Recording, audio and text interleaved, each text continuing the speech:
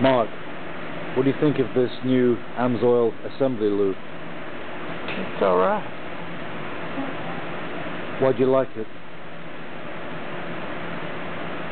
Because it's not so gooey. And that's not so stringy. Not so stringy. Okay. Is it true? 1999 Chrysler 3.5 litre V6 engine,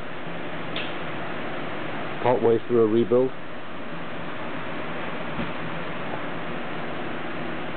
Painted this block.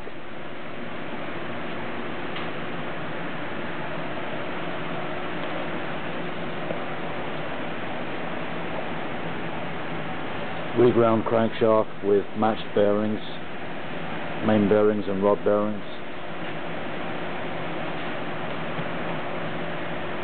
And it is for